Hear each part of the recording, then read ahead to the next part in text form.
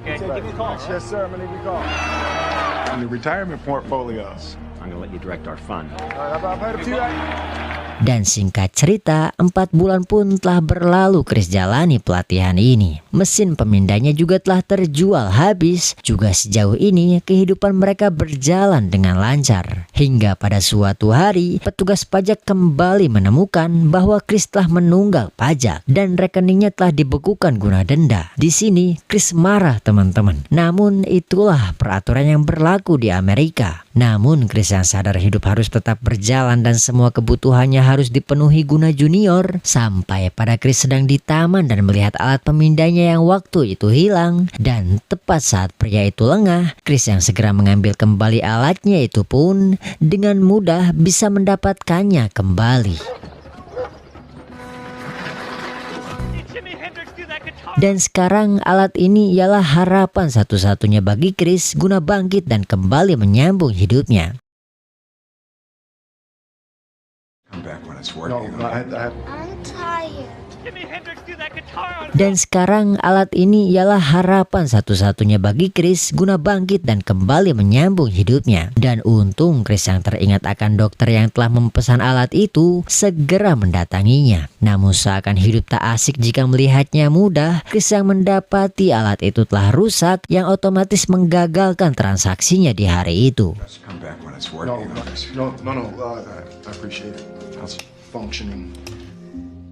Dan belum selesai sampai itu masalah Chris. Sesampainya Chris dan Junior di motel, mereka yang mendapati barang-barang mereka telah dikeluarkan, juga kunci yang telah diganti. Hal itu pun menambah kesengsaraan bagi Chris saat ia menyadari bahwa mereka sudah tak memiliki tempat tinggal. Out of here.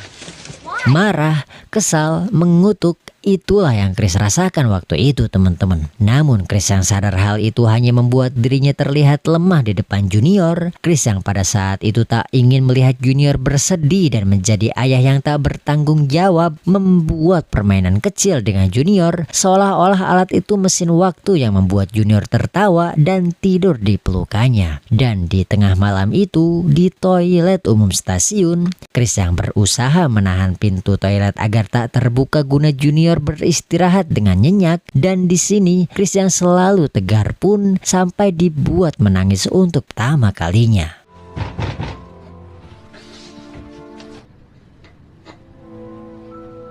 Dan di keesokan harinya, sepulang Chris bekerja, ia yang segera mencari tempat tinggal gratis guna homeless dan orang-orang tak mampu. Tapi sayang, panti itu hanya menerima perempuan dan anak-anak nih teman-teman. Bisa aja, tapi hanya Junior. Lalu Chris di sini yang terus memohon guna diperbolehkan, hanya mendapat rekomendasi panti homeless lainnya. Dan sesampainya mereka di panti itu, antrian udah mulai panjang banget nih teman-teman. Dan mau nggak mau, Chris pun tetap mengantri. Dan apa yang terjadi teman-teman? Hey everybody, spots left and that's all. Panti itu pun penuh percis saat antrian setelah si Chris. Namun seorang homeless yang mengetahui itu sengaja bertindak ricuh dengan menarik antrian Chris yang membuatnya berpisah dengan Junior. Lalu Chris yang tak tinggal diam segera membalas dan terjadilah aksi pertikaian di antara mereka. Ya untung orang-orang baik yang menyaksikan kericuhan itu pun membela Chris dan membiarkan Chris mengambil tempat itu.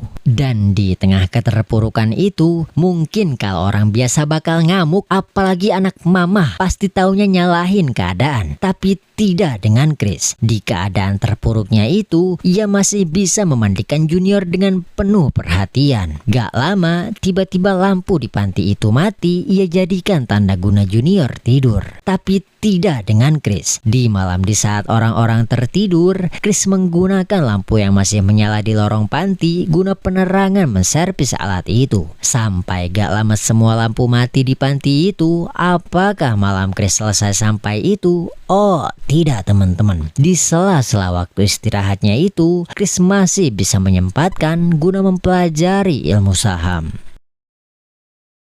Lalu pagi pun poe, dan dengan energi yang positif Chris pun menyambut hari itu, yang ternyata hari ini adalah hari pertemuannya dengan seorang klien. Semua pekerjaannya harus selesai sebelum jam 5 sore karena ia harus kembali mengantri guna mendapat tempat di panti itu. Sampai pada Chris sedang mengantri guna menaiki bis, Junior yang melihat keagresifan ayahnya yang enggan kehilangan tempat itu hanya bisa menyaksikan ayahnya yang memang gak punya pilihan di sini, Chris, teman-teman. Hold that fire. 5. Mountains that go away. Di hari itu, Chris mendatangi rumah ibadah, dan di rumah itu Chris melampiaskan semua emosinya karena pada siapa lagi ia harus menceritakan masalahnya. Yang hanya dia punya hanyalah Junior seorang.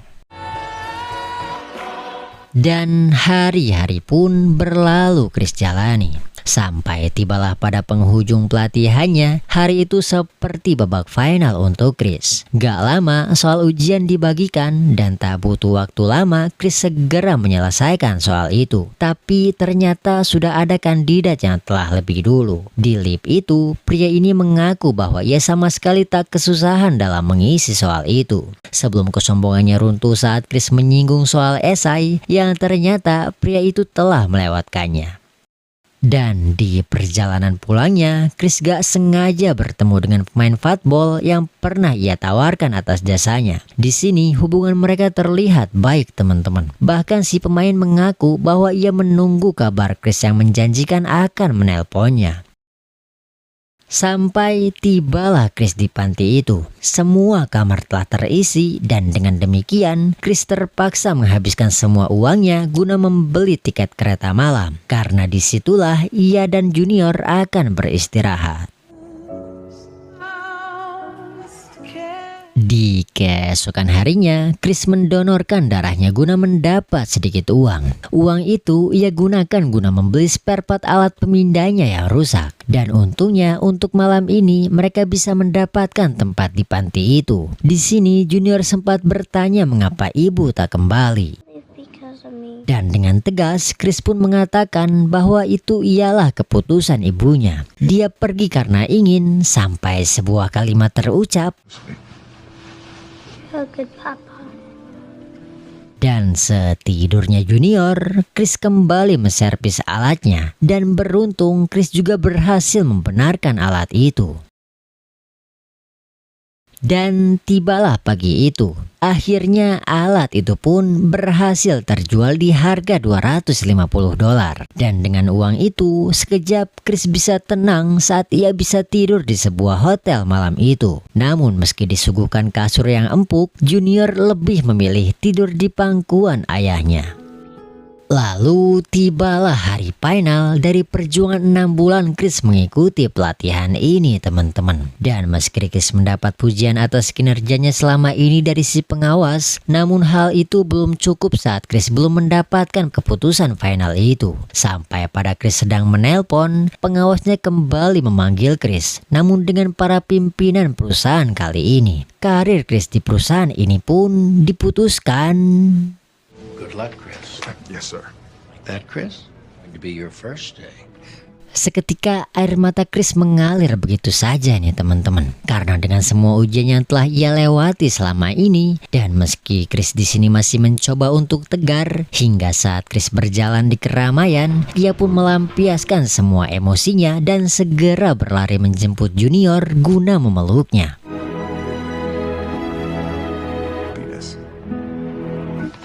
Dan ia ceritakan bagian ini adalah bagian bahagia. Setelah ia melewati semua ujian, rintangan yang terus datang, dan dengan air mata, tekad, dan sebuah keinginan, Chris pun berhasil membuktikan bahwa apapun tak pernah tak bisa dicapai saat kita berusaha, konsisten, semangat, dan berjuang guna meraih mimpi itu.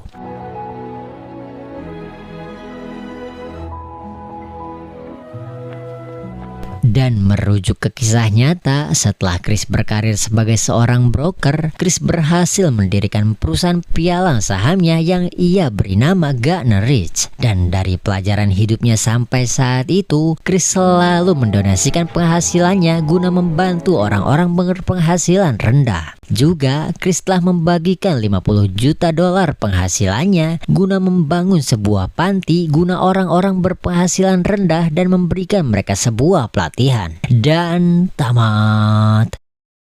Dan dari film ini semoga kalian yang sekarang sedang di masa sulit, diterpa musibah ataupun masa-masa terpuruk lainnya, semoga kalian senantiasa bangkit dan berjuang guna kehidupan kita masing-masing. So segitu dulu alur cerita pembahasan film kali ini. Inna ma'al usri yusra fa inna ma'al usri yusra. Setelah kesulitan pasti ada kebahagiaan, dan setelah kesulitan maka pasti ada kebahagiaan. 2 kali Allah katakan teman-teman. Maka dari itu semangatlah. Gue Rizal mengucapkan banyak terima kasih, meskipun demikian apa-apa sendiri, tapi it's okay lah. Dan gue Rizal mengucapkan pamit undur diri.